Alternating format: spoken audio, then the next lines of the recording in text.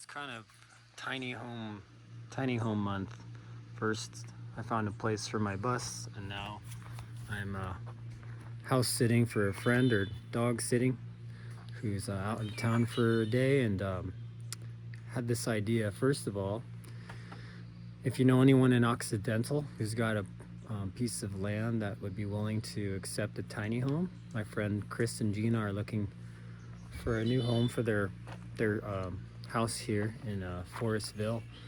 They they really like Occidental, so I figure if anybody out there in the Sonoma County area knows of someone in Occidental or in that area, let me know. We got a really beautiful little tiny home here, and they're just needing to relocate really soon.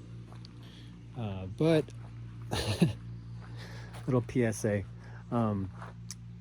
One thing that occurred to me today, what I was up riding on a little trail near Duncan's Mills, and I was coming down this descent, and I recognized how much I love my brakes. I don't know if you ever get that sense and you're descending and you just fall in love with your brakes the whole way down.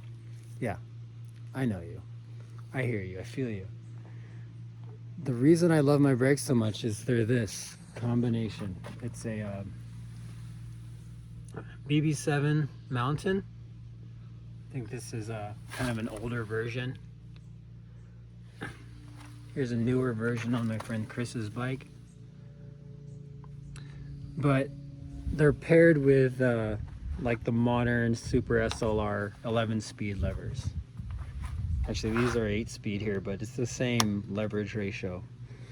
And I feel like I wanted to make a video that directly addressed this period in time from about, I'd say maybe 2011 till about, well, maybe till now, I guess, but when mechanical disc brakes just kind of sucked and we pretended they were okay.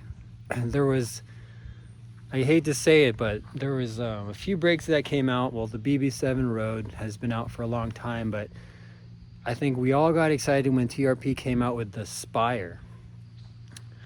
And they're pretty good brakes, but what I want to point out is the BB7 Mountain, not the BB7 Road, was something I overlooked. And I was working at Velagi Cycles at the time, and I felt like part of my job, at least I made it my job, was to maximize braking performance for mechanical disc.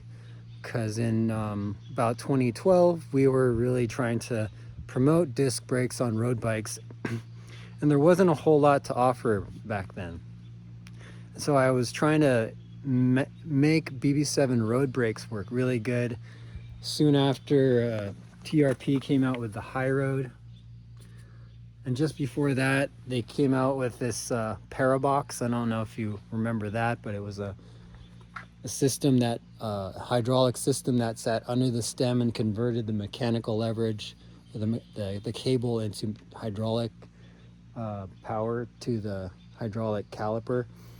And then they came out with this. And this was kind of like, I kind of feel like TRP had the answer to our problems. Like, a caliper that had dual action where pistons moved from each side just like hydraulics, and apparently that would decrease the noise and all this stuff.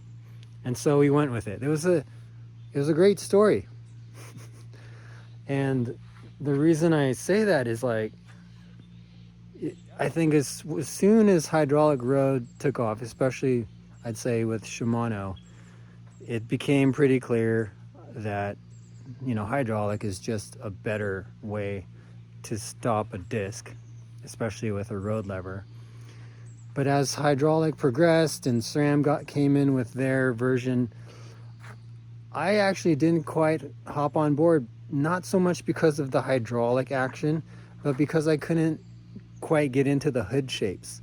There was something so bulbous and huge, and I did not really like the ergonomics, honestly, of a lot of those early hydraulic levers. And so I held back and I stayed with BB7 road brakes for a long time, especially because I was running campy a lot of the time, campy levers. But having done all this kind of mulling over about mechanical brake lever leverage, I realized that the Super SLR leverage is somewhere in between a traditional road leverage and V-brake linear pull leverage. And that just opened my eyes to just pair the two and see what happened. And at first I thought I'd messed up. And at first I thought I had the road caliper on. And then I tried two of them that looked identical, and the other one certainly said MTB on it, or MTN, mountain, meaning it's the BB7 mountain. And I've been just blown away. Like, I felt like I just missed the boat on this. This is one of the best disc braking systems I've ever used. In terms of the stopping power, modulation, and like that one finger, two finger ease. I know people are talking about the new SRAM, I don't even know what it's called, just the new Axis stuff, I think it's called. I could be wrong with that new lever shape. They have that high pivot point on the lever, and you can brake with one finger.